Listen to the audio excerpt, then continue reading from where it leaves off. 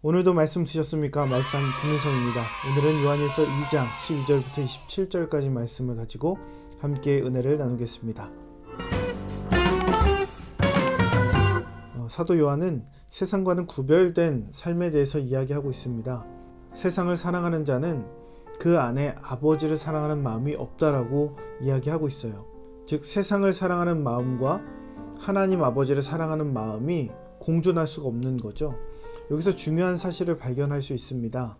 바로 세상의 것과 하나님을 사랑하는 것은 공존할 수가 없다는 겁니다. 왜냐하면 그 가치관이 서로 부딪히기 때문에 그렇죠. 세상의 것이 무엇입니까? 16절 말씀을 보니까 육신의 정욕, 안목의 정욕, 이생의 자랑이다 라고 되어 있습니다. 안목의 정욕, 육신의 정욕, 이생의 자랑은 하나님께로부터 온 것이 아닙니다. 인간이 갖고 있는 욕심, 인간이 갖고 있는 그 죄성으로부터 나온 것이 바로 육신의 정욕, 안목의 정욕, 이생의 자랑이다 라는 것이죠. 우리의 삶은 어떻습니까?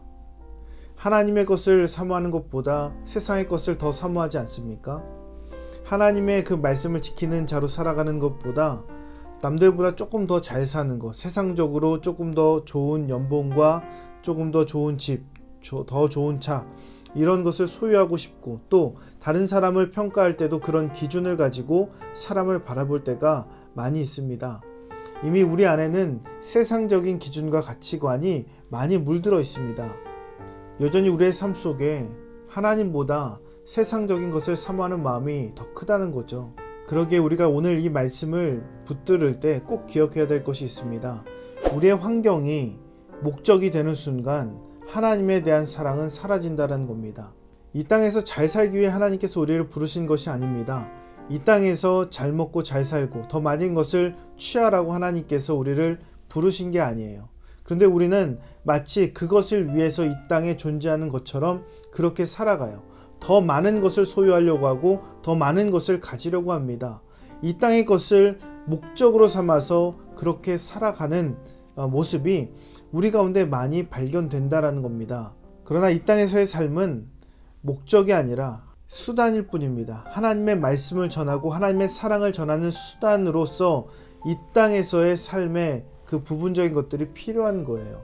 그 수단이 목적이 되어버리면 이 세상에서 우리는 그 존재의 가치를 잃어버리게 되는 겁니다. 우리가 잘 알고 있는 맛있는 소금, 그 맛있는 소금이 바로 우리가 되는 겁니다. 그럼에도 불구하고 우리는 자꾸만 세상적인 것으로 눈이 갑니다.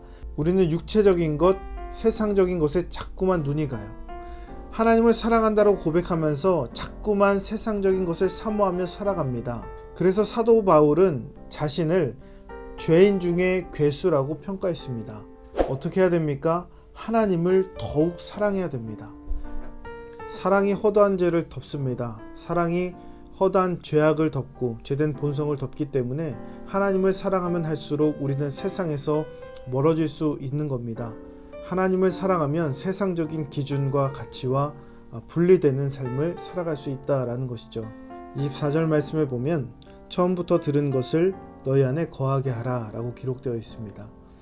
거주한다는 것은 산다는 거예요.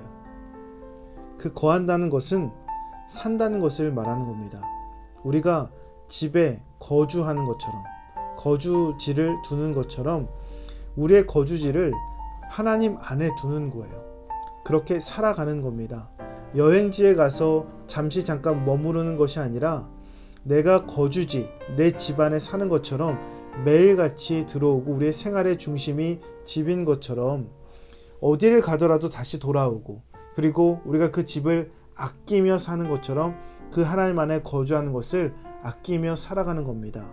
그러기에 하나님의 사랑 안에 거하는 것, 그 사랑 안에 머무는 것은 날마다 그 안에서 자고 먹고 쉬는 것, 그런 삶을 살아가는 거예요.